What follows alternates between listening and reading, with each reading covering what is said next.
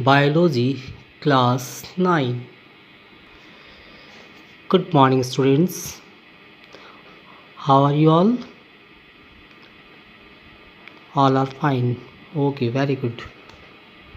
Be safe and be at home in this COVID-19 situation. So, today we'll again continue the same chapter 5th, pollination and fertilization. So, students, before coming to the topic, let's understand this figure. I have drawn two flowers, flower A of plant A and flower B of plant B. These two flowers are related to two different flowers but same species. Here, pollen grains released by the anther should reach stigma for the process of fertilization by different medium. So the mediums that help in the transportation of pollen grains from the anther to the stigma are called pollinating agents. The major pollinating agents are insects, water and air. So the insect, water and air help in the transportation of pollen grains from the anther to the stigma, either in the same flower, different flowers or different flowers of the same plant. Clear all of you? So today we will discuss the different types of agents that help in the process of cross pollination. So come to the topic cross pollination and their agents. So today's topic is agents of cross pollination. The two commonest agents of cross pollination are insect and wind. But some flowers are also pollinated by certain animals and birds like squirrel, bats, etc. because these animals used to roam around the plants, or even by water in the case of some aquatic plants like water hyacinth, etc. Each category has some special features to maximize the chances of pollination. For example, if pollen grain carry transfer from anther to the stigma with the help of the wind, then the pollen grain must be light in weight as well as they have feathery appearance. Second, if it is pollinated by insect, then the pollen grains must be sticky so that it can easily attach with the feathers, legs or body of the insect. Third, if it is pollinated with the help of the water, then what will be the criteria of the pollen grains? Must float on water. So, sorry. Today we will discuss the different types of agents that help in cross pollination, and the first is insect pollinated. Particularly, a particular term is using for this insect pollination, that is entomophilous, because entomon means insect and phile means affinity. Affinity means to attract, to love. Flowers usually have the following characteristics. So if the flower is pollinated with the help of the insect, then the flowers are large, can visible, brightly colored, again visible, emit scent for attracting insect. When they are small and dull in color, they produce nectar. That's why the flower That's why the insect will land on the flowers. The pollen grains are sticky or spiny to enable them to carry it by the insect easily. The stigma again is sticky and does not generally hang out from the flower. The flowers tend to be in clusters to make them conspicuous, especially in cases where individual flowers are small. Example, dahlia.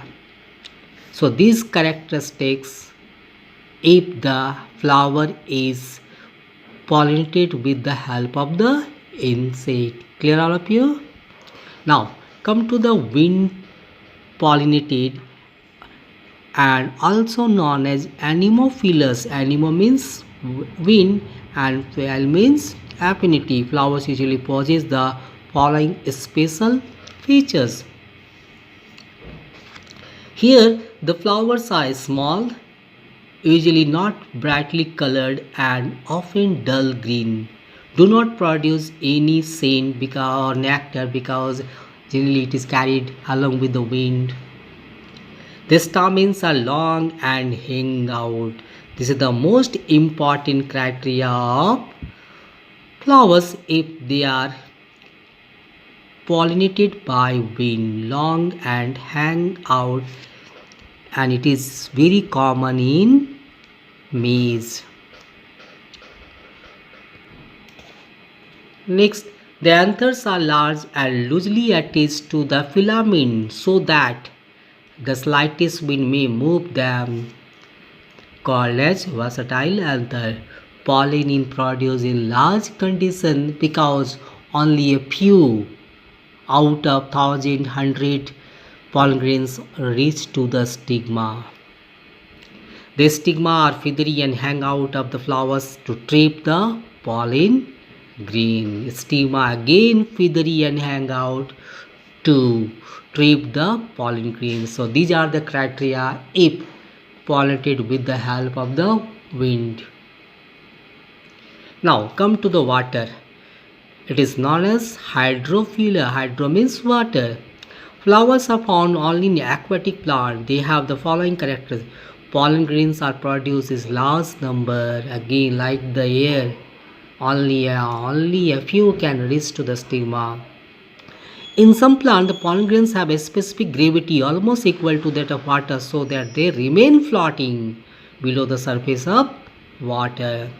In some special case, male flowers are such that they float on the surface of water till they meet female flower, and the most common example is Vallisneria.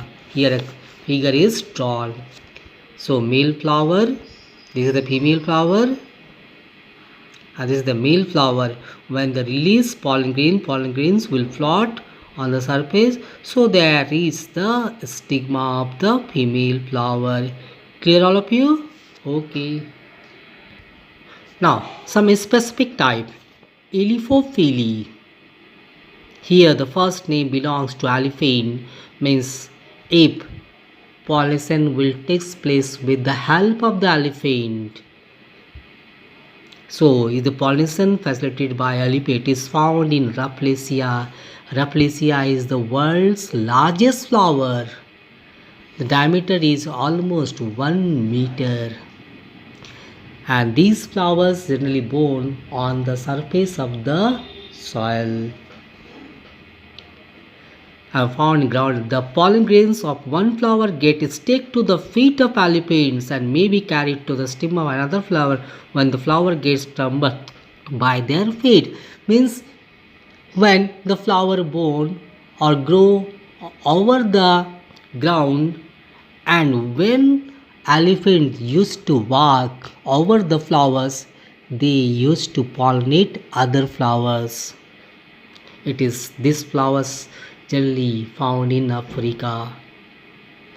Now come to the artificial pollination.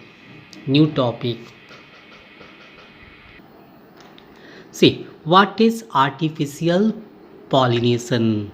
If pollination is brought about by human to produce a good variety, a superior variety, a improved variety, such pollination is known as artificial pollination. Nowadays, different horticulturists, agriculturalists were used to carry out artificial pollination. It was first carried out by a great scientist, Gregor Johann Mendel. Clear? See, what is artificial pollination? So here, a bisexual flower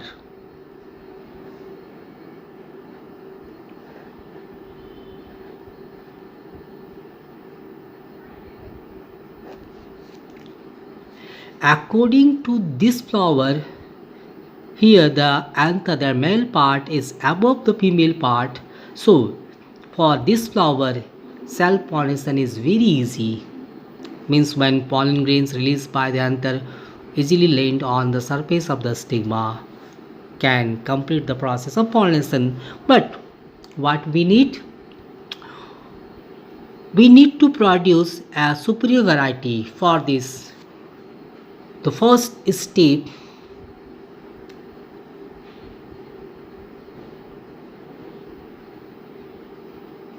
is called emasculation.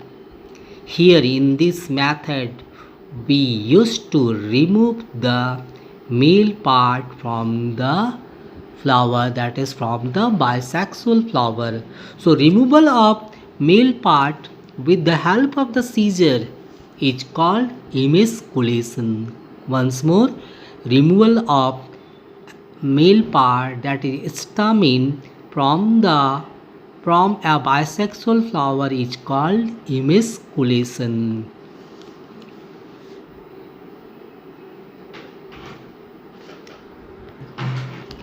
Second, when we removed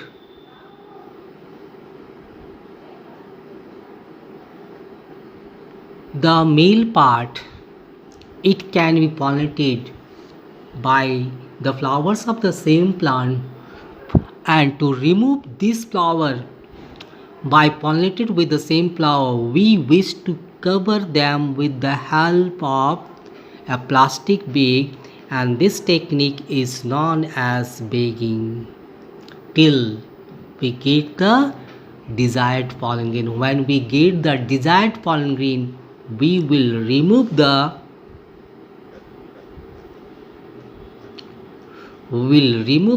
bag and dust it over the pollen grain with the help of certain brush. The artificial process pollination will complete. Clear all of you? So for today this much is sufficient.